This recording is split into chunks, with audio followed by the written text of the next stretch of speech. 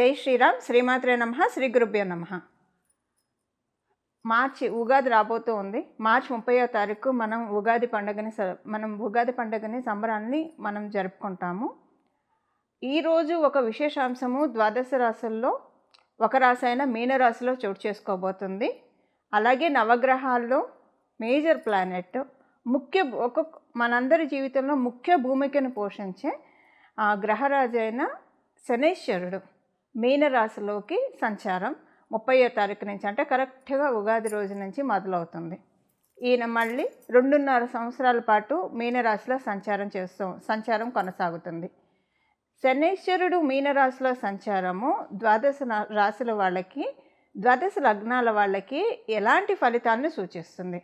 ముఖ్యంగా ఇప్పుడు మనం తెలుసుకోవాల్సిన అంశం ఏంటంటే, ఇన్నాళ్ళు ఏలినాడు శని అనుభవిస్తున్న రాశులో ఒక రాశి అయిన మకర రాశి వాళ్ళకి ఏలినాడు శని అయిపోతుంది. ఈ ఉగాది నుంచి ఏలినాడు శని అయిపోతుంది.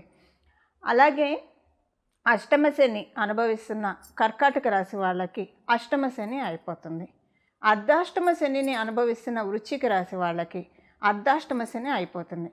చూడండి, ఈసారి ఎంత విశేషాంశం వచ్చిందంటే, మామూలుగానే శనైశ్వరుడు ఒక్కొక్క రాశిలో మారినప్పుడు మనం చాలా ప్రత్యేకంగా చూస్తాము. అందున ఈసారి ఉగాది రోజునే చోటు చేసుకుంది. అంటే ఉగాది రోజు మకర రాశి వాళ్ళు ఏలినాడు శని నుంచి విముక్తి పొందుతున్నారు. కర్కాటక రాశి వాళ్ళు అష్టమ శని నుంచి విముక్తి పొందుతున్నారు.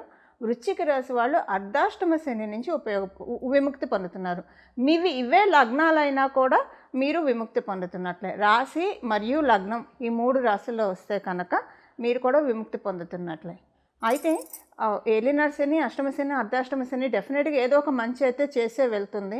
ఆయన ఎంత మనల్ని కొన్ని లైఫ్ లెసన్స్ ఇచ్చినా సరే మంచి చేసే వెళ్తాడు. ఖచ్చితంగా ఏదో ఒక మంచి కర్కాటక రాశి వాళ్ళకి ఇల్లు కొనుక్కోవడమో, పెళ్ళి కాకపోతే పెళ్ళి అవ్వడమో, ఇప్పుడు అంటే కర్కాటక మరియు వృశ్చిక రాశి వాళ్ళకి డెఫినెట్గా ఏదో ఒక ఈవెంట్ ఇంట్లో అయితే అవుతుందండి. అది ఇల్లు కొనుక్కోవడం కావచ్చు, లేకపోతే కనుక పిల్లలకి సంబంధించిన ఏమైనా శుభకార్యాలు కావచ్చు, పెళ్ళిళ్ళు కావచ్చు, ఉపనయనాలు కావచ్చు, ఏదైనా సరే ఒక శుభాంశ అయితే ఖచ్చితంగా ఆయన చేసే తీరుతాడు. ఇప్పుడు అది అయిపోయింది. ఆ పీరియడ్ ఈ రాశుల వాళ్ళకి అయిపోయింది. అలాగే కుంభరాశి వాళ్ళకి ఏలినాడు శని ఇంకా కొనసాగుతుంది. 3వ ఫేజ్లో ఉంటారు. మీనరాశి వాళ్ళకి 2వ ఫేజ్లో ఏలినాడు శని ఉంటుంది. మేషరాశి వాళ్ళకి ఈ సంవత్సరం ఉగాది నుంచి, అంటే కరెక్ట్గా మనకి ఈ ఉగాది నుంచి మేషరాశి వాళ్ళకి ఏలినాడు శని స్టార్ట్ అవుతుంది. అలాగే అష్టమ శని సింహరాశి వాళ్ళకి మొదలవుతుంది. ఇప్పుడు అర్ధాష్టమ శని ధనుర్రాశి వాళ్ళకి మొదలవుతుంది. ఇప్పుడు ఏలినాడు శనిలో ఈ ఉగాది నుంచి ఉండేవాళ్ళు ఎవరెవరంటే కుంభరాశి వాళ్ళు, మీనరాశి వాళ్ళు మరియు మేషరాశి వాళ్ళు. ఈ 3 రాశుల వాళ్ళకి ఏలినాడు శని జరుగుతుంది. అష్టమ శని సింహరాశి వాళ్ళకి జరుగుతుంది. అర్ధాష్టమ శని ధనుసు రాశిలో పుట్టిన వాళ్ళకి జరుగుతుంది. మీరు ఈ రాశుల్లో పుట్టినా లేదా ఈ లగ్నాల్లో పుట్టినా సరే ఏలినాడు శని, అష్టమ శని, అర్ధాష్టమ శని ఎఫెక్ట్ ఉంటుంది. అసలు శనైశ్వరుడు మీనరాశిలోకి రాక ద్వాదశ రాశుల వాళ్ళకి ఎలాంటి ఫలితాన్ని ఇస్తుంది, ద్వాదశ లగ్నాల వాళ్ళకి ఎలాంటి ఫలితాన్ని ఇస్తుందో ఇప్పుడు మనం చూద్దాం. ఇందులో మోస్ట్ బెనిఫిటెడ్ రాశి మనం మీనరాశిలోకి శనైశ్వరుడు అడుగు పెడుతున్నాడంటే 2.5 సంవత్సరాల పాటు ఇక్కడ ఉంటారు. 2.5 సంవత్సరాల పాటు మీనరాశిలో శనైశ్వరుడు సంచారము మోస్ట్ బెనిఫిటెడ్ రాశులు వచ్చేసేసి అందులో ఒకటి వృషభ రాశి. మీరు వృషభ లగ్నంలో పుట్టిన శనైశ్వరుడు ముందే మీకు పరిపూర్తి రాజయోగాన్ని ఇస్తాడు. అందులో ఆయన ఇప్పుడు లాభస్థానంలో సంచారం చేస్తున్నారు. అలాగే తులారాశి వాళ్ళకి షష్ఠ స్థానంలో సంచారం చేస్తూ ఉన్నారు. మీ వృషభ తులారాశుల వాళ్ళకి శనైశ్వరుడు రాజయోగాన్ని ఇస్తాడు.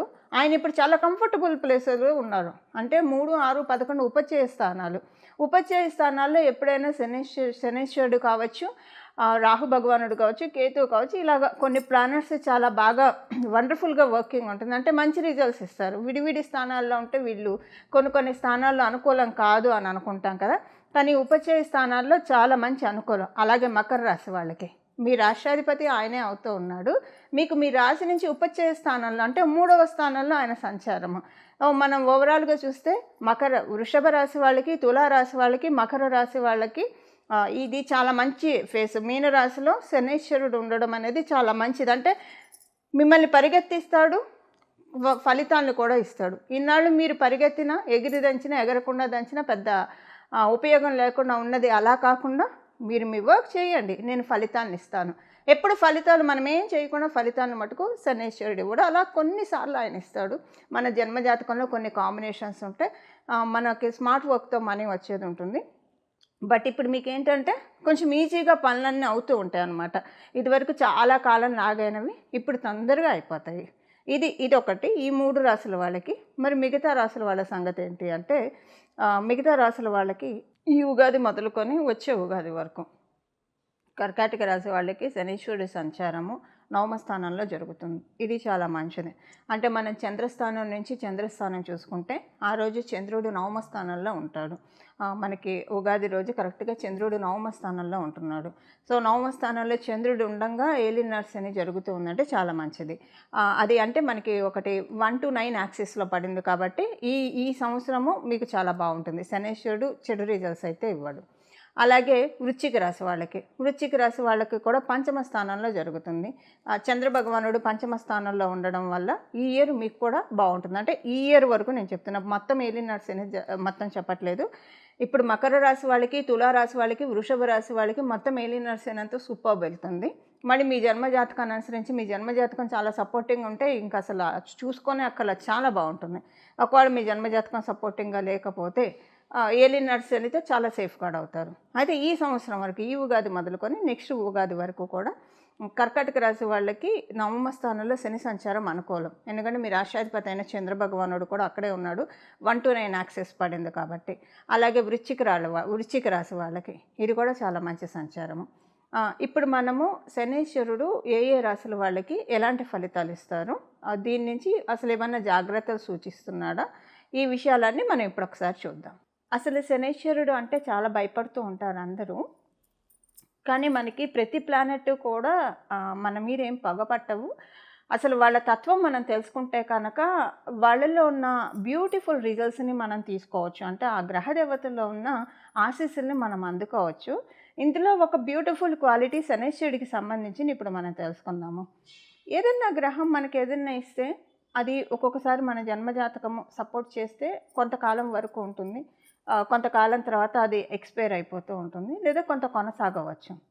కానీ శనీశ్వరుడు ఎప్పుడైనా ఒకసారి వరాన్ని అనుగ్రహించినా, లేదా ఆయన ఒకవేళ మనకి శిక్షణ ఇచ్చినా అది చాలా కాలం ఉంటుంది. ఎందుకంటే ఆయన ఇవ్వడం కూడా నెమ్మదిగా ఇస్తాడు, దీర్ఘకాలికంగా ఇస్తాడు. మీకు ఉదాహరణకి చెప్తే శనీశ్వరుడు ఏదైనా రోగాన్ని ఇచ్చాడంటే అది ఇంకా ఒక పట్టాన తగ్గనివే. అంటే శనీశ్వరుడు ఇచ్చే రోగాలు అంటే ఆయనే రోగాలను ఇస్తారని కాదు. ఇప్పుడు షుగర్ ఇలాంటివి అయితే వేరే వేరే గ్రహాలు ఇస్తాయి మనకి. అంటే నేను మీకు అర్థం కావడానికి చెప్తున్నాను. ఏదైనా ఒక రోగం, ఇప్పుడు షుగర్ ఇలాంటివి వస్తే వాటిని మనం కంట్రోల్ చేసుకోవడమే కానివ్వండి, దానికి మనకి తగ్గడం అనేది ఉండదు. జస్ట్ కంట్రోల్లో ఉంచుకోవడం వరకే మన చేతిలో ఉంటుంది. షుగర్ కావచ్చు, బీపీ కావచ్చు. అంటే ఇవి ఇప్పుడు శనీశ్వరుడు ఇస్తాడని కాదు, జస్ట్ అది మనకి వేరే వేరే గ్రహాలు ఇచ్చినా నేను మీకు అర్థం కావడానికి ఎగ్జాంపుల్గా చెప్తున్నాను. సో ఇలాగా మనకి ఏదైనా ఒక రోగం వస్తే చాలా కాలం అలా ఉన్నట్టు, ఎవరికైనా రోగం వస్తే ఇలాంటివి వస్తే కనుక చాలా కాలం ఉన్నట్లు, శనీశ్వరుడు ఇచ్చే యోగము అసలు అవయోగమైనా సరే యోగమైనా చాలా ఎక్కువ కాలం ఇస్తాడు. ఆయన ఇవ్వడంలో పీనాస్థానం చూపించడు, అది దండించడంలో అయినా పీనాస్థానం నిష్పక్షపాతంగా నిష్కర్షగా దండించేస్తాడు ఆయన.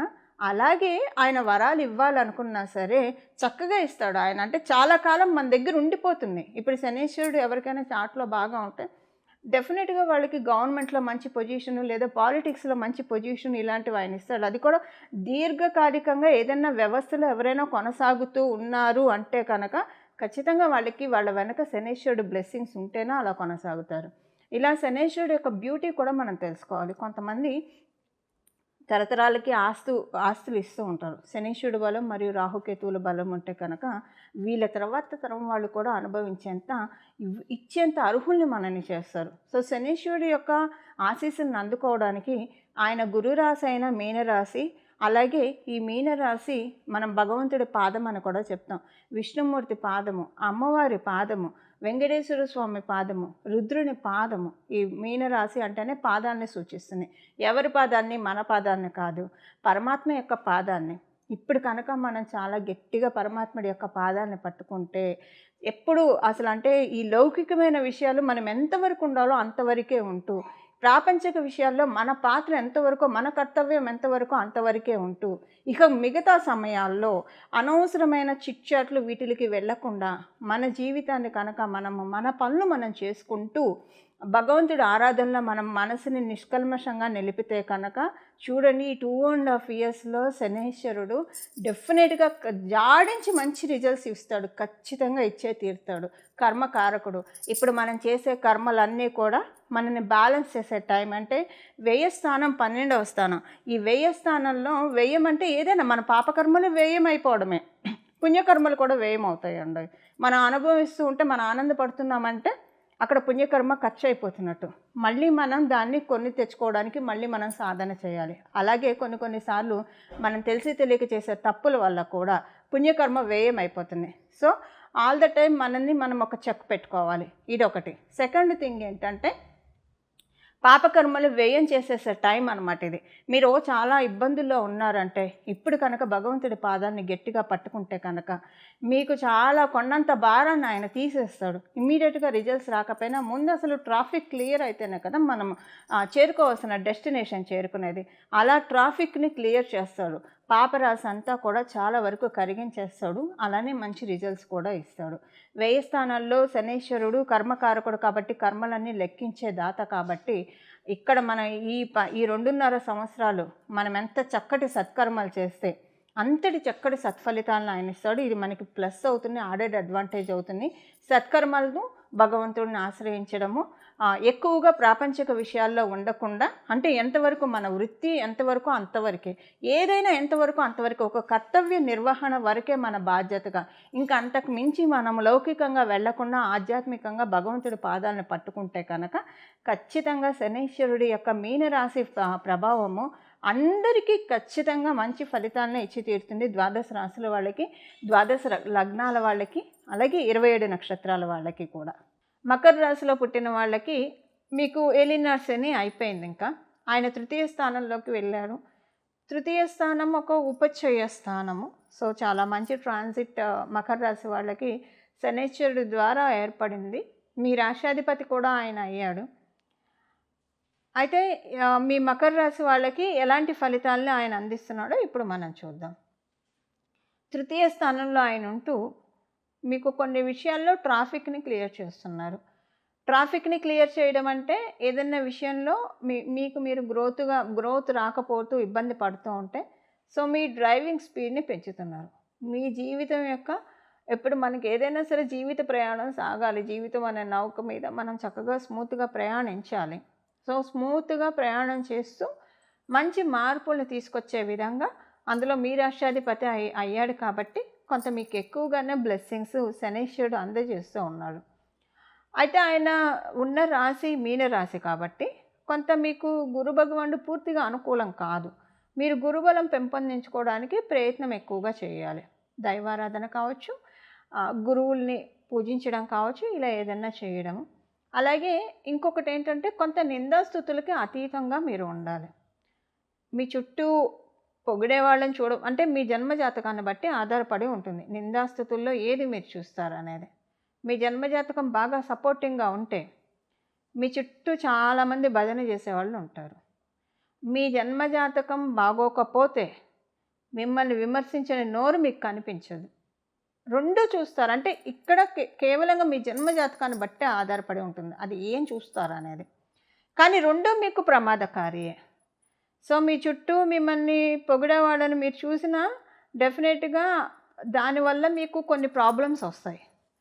అండ్ ఎవరైనా విమర్శిస్తూ ఉంటే బాగా పని కట్టుకొని విమర్శిస్తూ ఉంటే అదే పనిగా అందరూ విమర్శిస్తూ ఉన్నారంటే బాధ ఉంటుంది.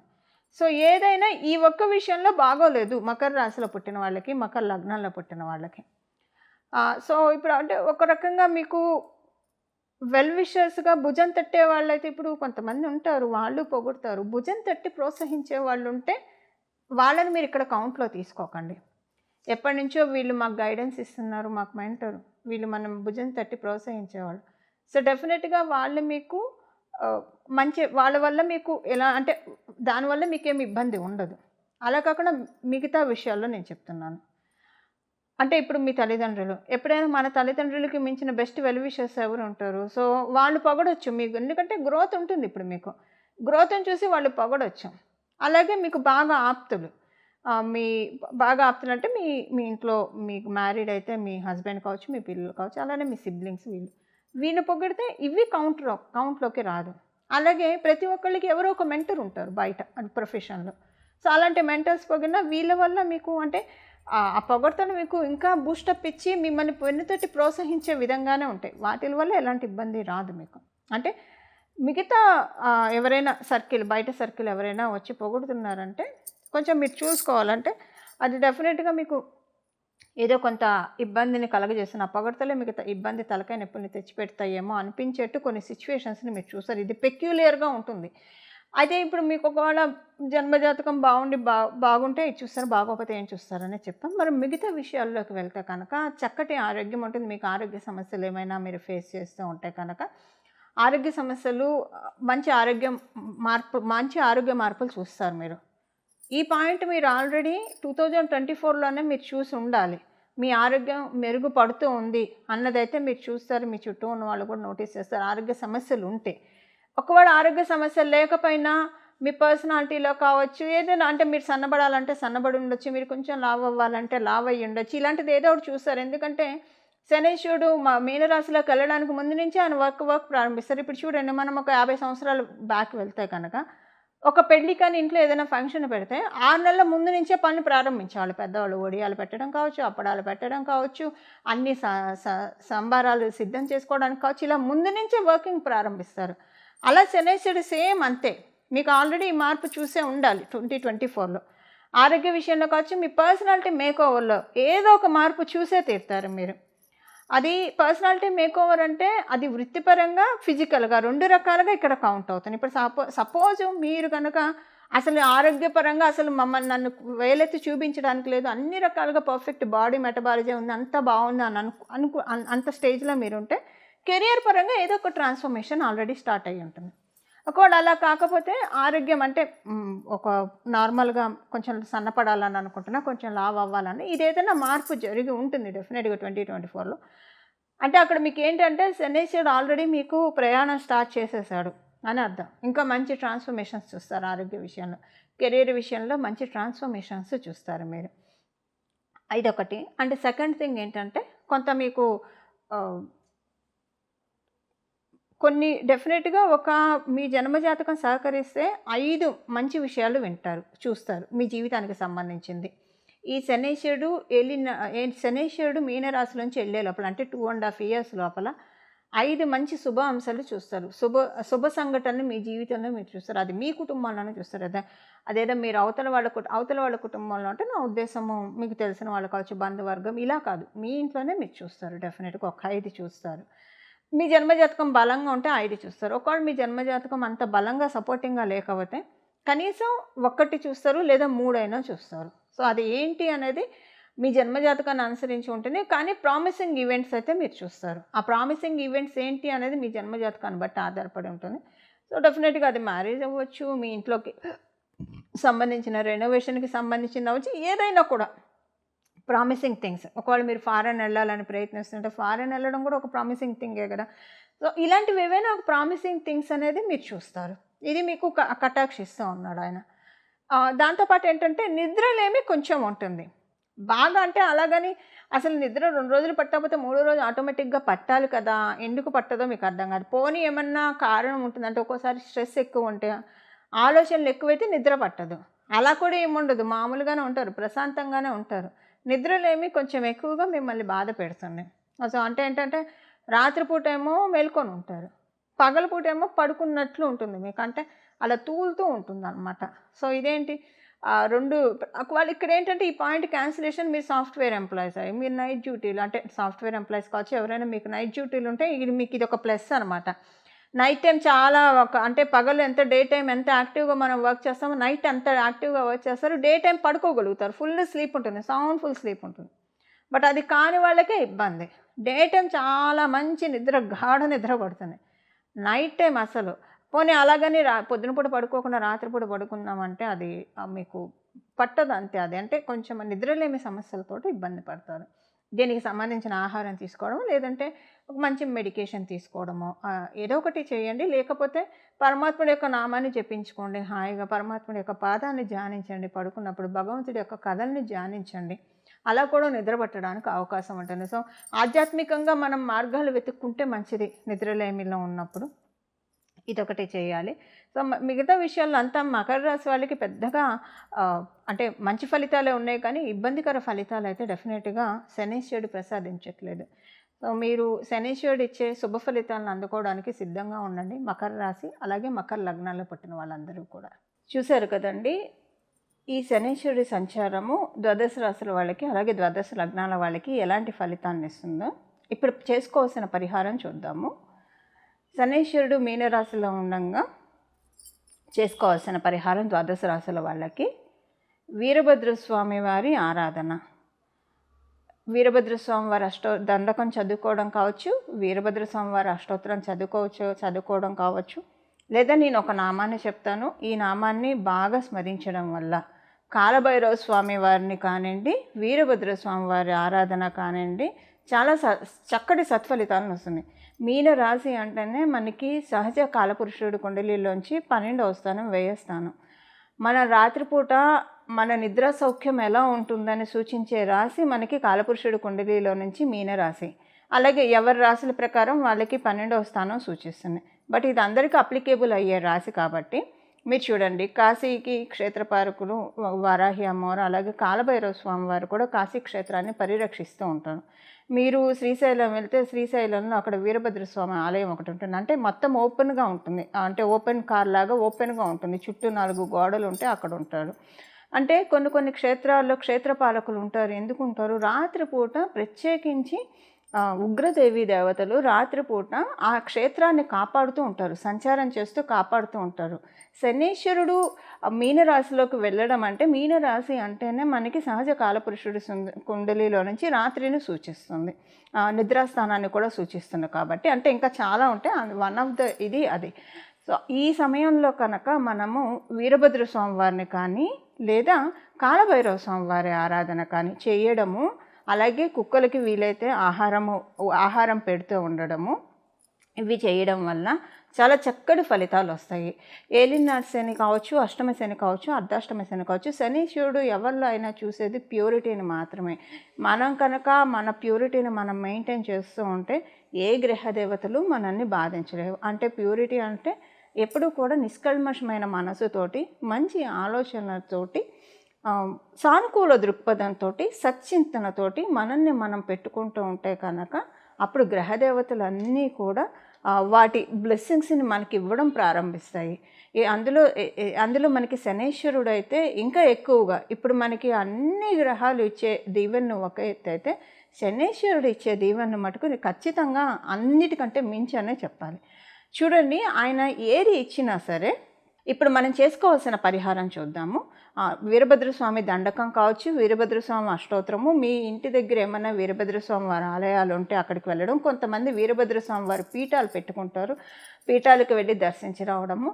ఒకవేళ ఇవేవి లేవు అంటే ఇప్పుడు నేను చెప్పబోయే నామము కాలభైరవ స్వామి అయితే మనకి శివాలయాల్లో కనిపిస్తూ ఉంటారు. సో కాలభైరవ స్వామి వారిని తరచూ దర్శనం చేసుకుంటూ రావడము, కాలభైరవ స్వామి వారి ఆరాధన ఇది చేసుకుంటే కనుక మనకి మీనరాశిలో ఉన్న శనీశ్వరుడు చాలా చక్కటి ఫలితాన్ని ఇస్తారు. ఇప్పుడు వీరభద్ర స్వామి వారికి సంబంధించిన ఒక నామము మనం ఒకటి తెలుసుకుందాము.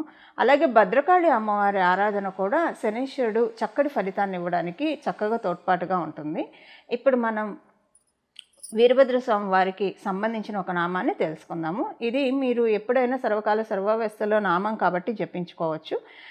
మీకు వీలు కుదిరినప్పుడల్లా ఏ పనిలో ఉన్నా మనసులో ఈ నామాన్ని జపించుకోవడం వల్ల చాలా చక్కటి ఫలితాలు వస్తాయి. మీ జన్మ జాతకంలో ప్రతికూలతలు ఆయన ఏమన్నా ఇస్తుంటే వాటిని తొలగించి అనుకూల ఫలితాలని మనందరికీ కూడా అందజేస్తారు. ఈ నామం వచ్చేసేసి భద్రకాళి పాహిమాం వీరభద్ర రక్షమాం. భద్రకాళి పాహిమాం వీరభద్ర రక్షమాం. భద్రకాళి పాహిమాం వీరభద్ర రక్షమాం. ఈ నామాన్ని జపించాలి. ఈ నామాన్ని ఎప్పుడైనా జపించవచ్చు, సర్వకాల సర్వవస్థలో ఈ నామాన్ని జపించవచ్చు. నామానికి ఏ రకమైన అంటే నామానికి ఎలాంటి మనకి ఆచారాలు పాటించాల్సిన అవసరం లేదు. అందువల్ల ఈ నామాన్ని జపించడంలో ఈ 2.5 years కూడా శనీశ్వరుడు ఇచ్చే మంచి రిజల్ట్స్ని మనందరం కూడా తీసుకోవడానికి చక్కటి అవకాశం ఉంటుంది. అలా మనందరం కూడా నవగ్రహ దేవతల ఆశీస్సులు తీసుకొని మన జీవితం అంతా శుభాంశాలతోటి అనుకూలంగా సాగాలని చెప్పి మనందరి తరఫున నేను కూడా ప్రార్థిస్తూ మంగళం. నమో భగవతే వాసుదేవాయ.